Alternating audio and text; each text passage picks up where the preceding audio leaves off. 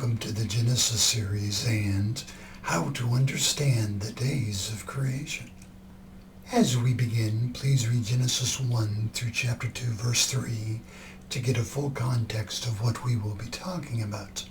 And after this video, please watch How to Enjoy the Genesis series, which is the featured video on my channel page.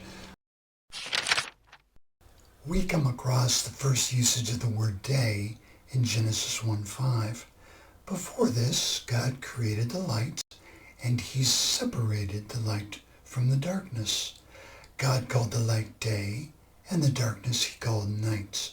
And there was evening, and there was morning, the first day. Here we see that a period of darkness and a period of light equals one day. The phrase, and there was evening and there was morning, is repeated all through day 6 of the creation week, and the usage of ordinals, 1st, 2nd, 3rd, 4th, is used all the way through day 7 of creation.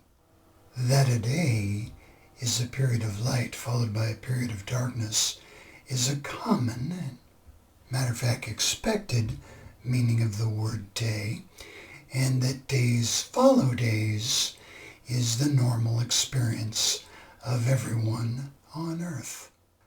Another way to consider the context of the word day in the creation is to consider scope of work. In other words, does the scope of work, the amount of work described in each day, does that resonate more with a 24-hour day or with millions or perhaps even billions of years? The creation narrative is a simple but powerful narrative. God commands, and it was so. There's very little process here. Perhaps the most process is in day 6, and that process is described in Genesis 2. But even still, it can easily be done in a 24-hour period of time. As a matter of fact, day 6 would seem rather silly as a description of 1,000,000 years. So once again, we see scope of work very powerfully arguing for a 24-hour day. At this point, we can ask two very helpful questions. The first is this: if God had created the heavens and the earth in 6 24-hour days, would Genesis 1 explain that effectively? And I would say yes, there's no question. Perhaps you could think of a better way to describe it, but this is pretty good, and I would say an excellent example of writing to explain that scenario.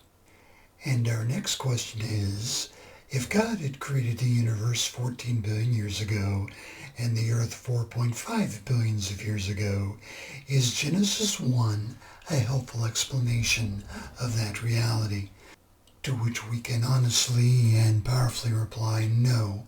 As a matter of fact, here is a much better option. In the beginning, God made the heavens, and there were many, many years. Then God formed the earth, and the earth was formless and void, and there were many, many years.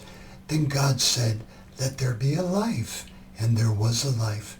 Then God said, "From this life, let there be the lesser animals and plants," and there were many, many years. Then God said, "From the lesser animals, let there be the greater animals, to walk on the earth, to fly in the sky, and to swim in the sea." And there were many, many years. Then God took from the highest beasts of the forest 2 animals, a male and a female, and made them humans. He named the male Adam and the female Eve. God gave them the gift of speech and breathed his spirit into them. But that is not what Genesis 1 said. I made that up, and it wasn't very hard to do. So, we've determined that overall the context clearly indicates that a day is a 24-hour period of time in the creation narrative. Now let's check with connection to see if there are other verses that support this. This is Exodus 20, verses 8 through 11. This is part of the 10 Commandments.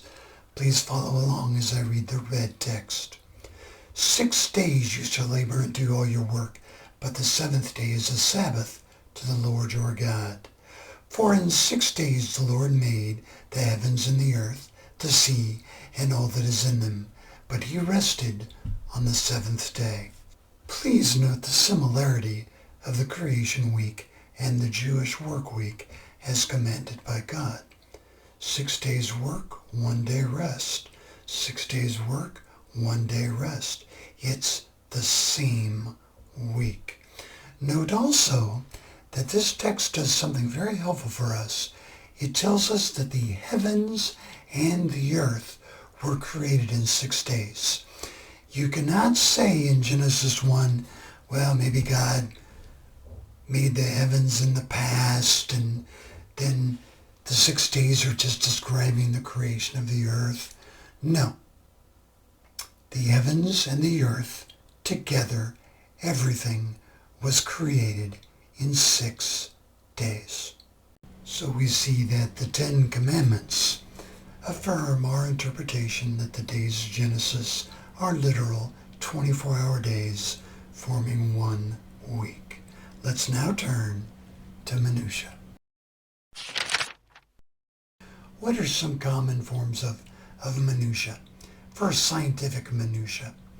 Probably the most common sort of complaint about 24-hour creation is the light.